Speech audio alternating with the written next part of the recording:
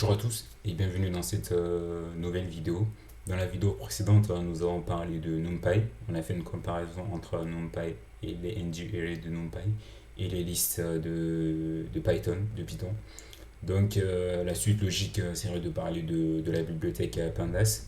Donc dans cette vidéo, nous allons parler de Pandas. C'est quoi Pandas? Comme je l'ai dit, Pandas c'est une bibliothèque. Une bibliothèque très important, indispensable pour ceux qui veulent faire de l'analyse de données, tout ce qui est traitement de données. C'est une bibliothèque très puissante, du coup qui propose des outils très puissants pour l'analyse de données.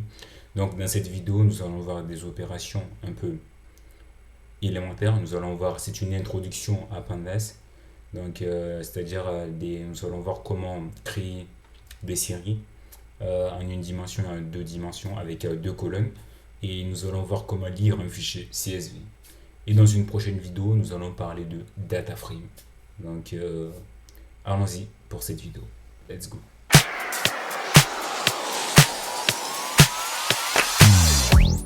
Ok. Donc, avant tout, pour commencer, on va importer la bibliothèque. Rien de plus simple, il suffit de faire import panda. Tout comme NumPy, une conversion, on importe panda comme PD à chaque fois. PD. Du coup, on importe comme ça. PD.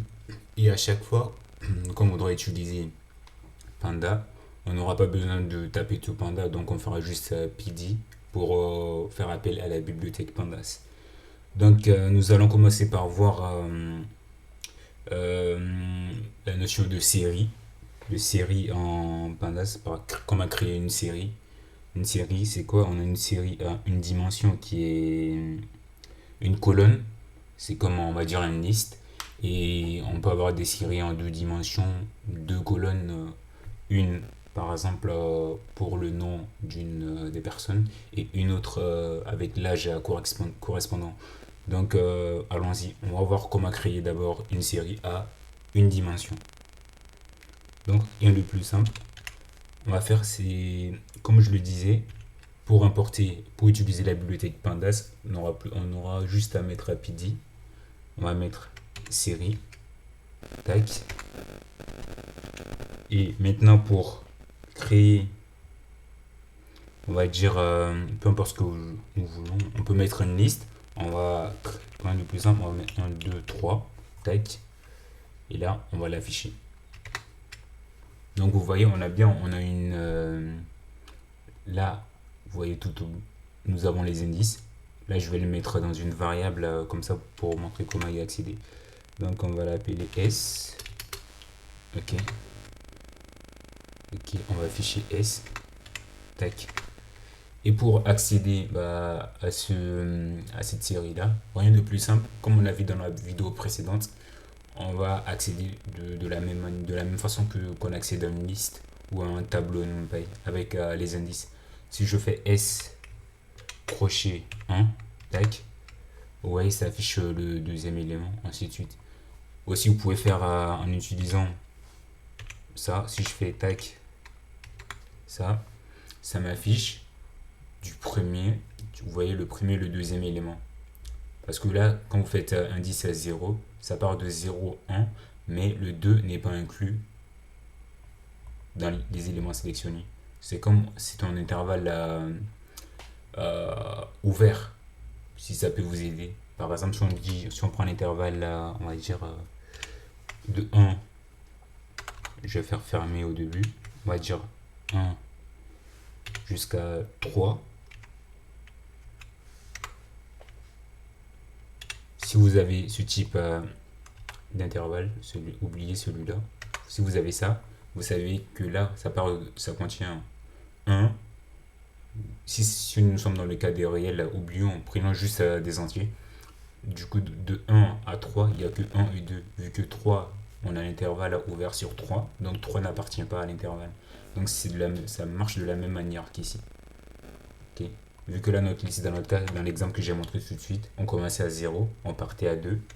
Donc les seuls entiers qui sont comprises entre 0 et 2, c'est 0 et 1, vu que 2 est un intervalle ouvert.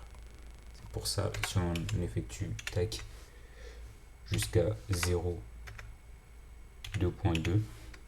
Ok. Donc aussi, s'il y a que si vous commencez au début de la liste de la série, pas besoin de mettre le 0, vous faites juste ça et ça vous affiche aussi le même résultat. Ok, maintenant je vais vous montrer pour là on vient de voir comment créer une série en une dimension. Là on va voir en deux dimensions ce que ça donne. Ça va être un tableau de données avec lignes et des colonnes, plusieurs lignes et des colonnes. Ok, allons-y. Donc là, dans notre cas, comme dans l'exemple que je vous ai dit tout au début, on va prendre des noms aléatoires et on va les associer des âges. Donc prenons une liste, on va dire, de noms. Ok. Non, on va dire, ok, on va Alice, ok. Ok, on va dire Messi. Ok.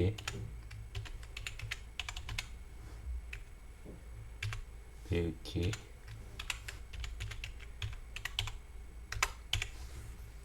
Trouvez-moi l'intrus. Mais bon, tranquille, là n'est pas la question. Ok. Et là, on va faire âge.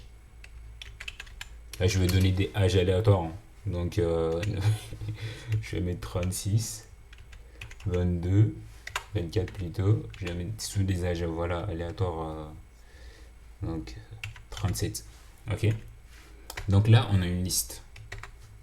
On a une liste avec de noms et une liste d'âges.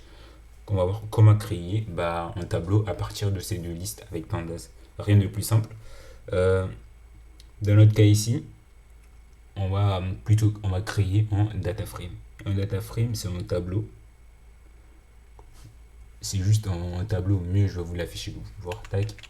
Donc je vais prendre data. Ça va être une liste. Ça va être un dictionnaire. Ok. Avec. Tac, on va lui associer notre variable nom. Ok. Et âge.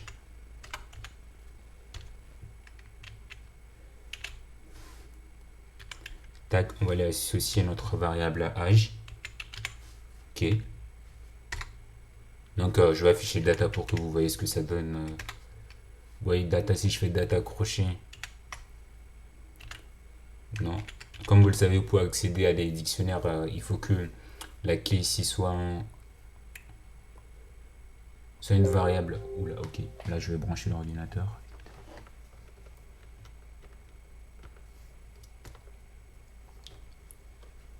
Il faut que le nom de la variable ici soit non mutable, c'est-à-dire qu'on ne peut pas la modifier. Ok, donc on peut pas mettre d'entier ici comme nom. Si vous pouvez mettre un entier ici comme nom comme clé, mais vous ne pouvez pas mettre comment ça s'appelle déjà, de liste. Vous ne pouvez pas mettre on peut pas mettre de liste comme nom, comme clé. Ok, passons. Donc là, on a notre dictionnaire.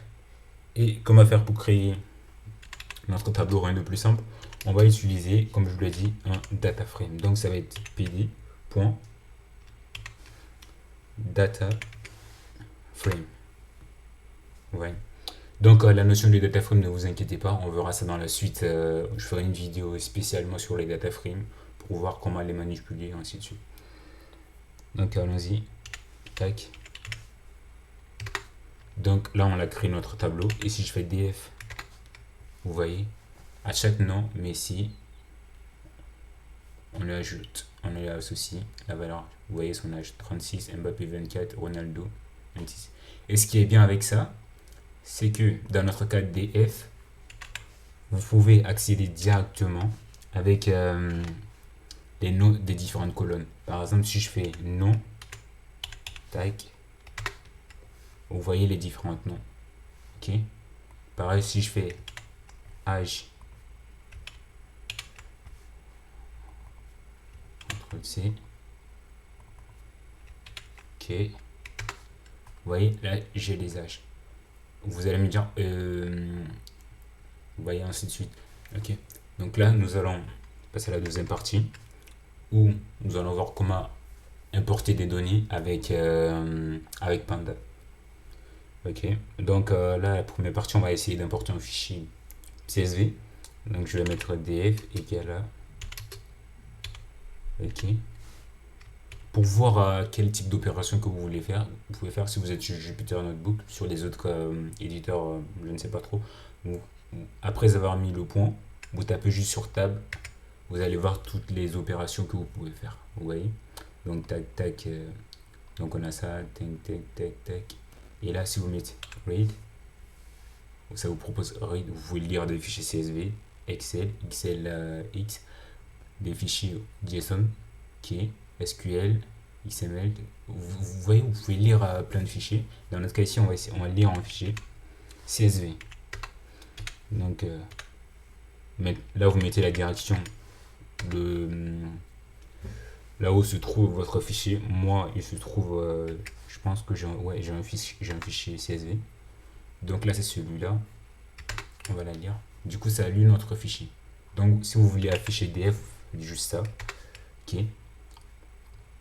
Oui, donc DF, year expérience, ça lu le fichier. Du coup, dans le fichier CSV, on a ça comme données. Et du coup, on a l'année d'expérience et le salaire. Donc, ne vous inquiétez. C'est juste un fichier CSV que j'ai pris au hasard, juste pour vous montrer. Et ok.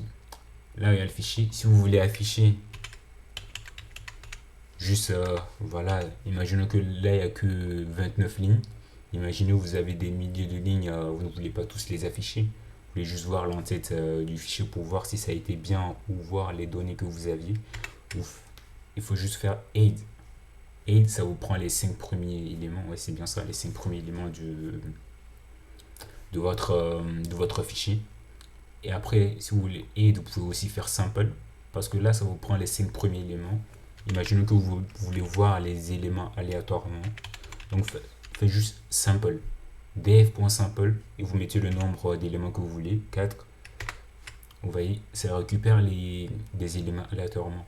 Pour vérifier si ça a bien tiré aléatoirement, regardez juste les indices. Ça, vous avez les indices.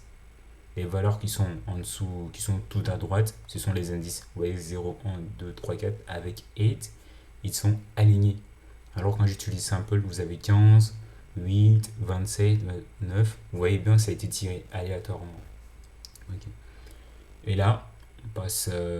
Imaginons que là, vous voulez avoir une description de votre donnée, ce que ça fait. Si vous faites df.describe, describe comme ça, plutôt mettez parenthèse, comme ça pour l'avoir de façon plus. Donc pour chaque colonne, mais là ici il faut avoir des colonnes numériques parce que imaginons que là on se retrouve dans le cas d'un fichier comme ça. Ça veut dire qu'on a des valeurs catégorielles, valeurs catégoriques, par exemple avec ce sont les chaînes de caractères, des valeurs avec des noms, des variables catégorielles, ouais c'est bien ça. Si j'effectue le df, ça je vais l'appeler df1, ok, ça je vais l'appeler df1 parce que là j'ai le df1 en dessous, ok, tac, ok. Donc si je fais df1.describe, vous voyez, ça prend que la colonne âge parce qu'il ne peut pas faire de moyenne de nom. Par exemple, si on se demande de faire la moyenne de cette colonne, t'as Messi, t'as Mbappé, t'as Ronaldo, tu fais la moyenne quoi. Tu t'additionnes les nombres, les noms, ou voilà, tu vois, la machine ne sait pas faire ça. Donc voilà, cette fonction ne marche que sur les colonnes numériques. Donc après ça, vous pouvez aussi faire df. Tac tac tac tac tac tac tac. Vous pouvez faire plein d'opérations df.unique, pouvoir ok, d'abord on va voir comment là ok, On a notre DF, on a l'entête ici, ok. Imaginons que là, je sais pas si je vous le... Non, ça va charger un peu la vidéo. Comme je vous l'ai dit, je ferai une vidéo spécialement sur les data frames, donc sur les données. Je ne sais pas si je vous le passe ici. Non, je vais vous le passer ici. Ok. Imaginons que là, vous avez importé votre fichier CSV. Ok. Là, celui-là. Là, vous avez, voilà, cette colonne-là qui comporte des valeurs un peu bizarres. C'est pas des valeurs bizarres, mais vous voyez, ce sont les indices, mais qui ont été retransférés sous forme de colonne. Mais vous ne le vouliez pas. Donc, vous ne voulez pas cette colonne, vous voulez la supprimer. Rien de plus simple. Du coup, rien de plus simple. On fait juste df.drop. Drop. Ah, si vous parlez anglais, vous avez immédiatement capté ce que ça voulait dire. Drop. Drop, c'est supprimer. Supprimer et vous mettez le nom de la colonne que vous voulez supprimer. Donc ici, nous, c'est ça. Ok. On va mettre ça dans une variable, on va l'appeler df2. df2 égale à ça. df.drop. Ok. Et là, il faut préciser, on veut supprimer comment l'axis. Est-ce que c'est un truc c'est un élément sur les lignes qu'on veut supprimer ou c'est toute une colonne qu'on veut supprimer? Dans notre cas, c'est une colonne. Colonne, c'est axis égale à 1. Pour les lignes, axis égale à 0. Si vous voulez supprimer un élément sur la ligne, c'est axis égale à 0. Mais dans notre cas, c'est une colonne. Du coup, c'est axis égale à 1. Donc, ça va être ça. Et là, on va afficher df2 par miracle. Tac, tac, tac. On va pas tout afficher, on va juste afficher l'entête. Ok, tac, tac, tac. Notre colonne, le naming a disparu. Tac, tac, tac. Comme par magie. Ouais. On a bien nos deux colonnes que nous voulions. Et c'est bon. Qu'est-ce qu'on peut faire d'autre comme opération sur... On peut faire plein d'autres opérations. Mais bon, comme je vous l'ai dit, cette vidéo, c'est juste pour vous montrer voilà, une introduction à Pandas. Et que dans la suite de notre étude, nous allons résoudre des problèmes de machine learning, du deep learning. Donc, on aura besoin d'utiliser beaucoup Pandas et les data frames. Donc, je vais faire une prochaine vidéo sur les data frames et vous montrer comment bien les utiliser et voir tout ce qu'on peut en tirer. Donc dans la prochaine vidéo, nous allons parler du data frame. Donc on se retrouve pour la prochaine vidéo.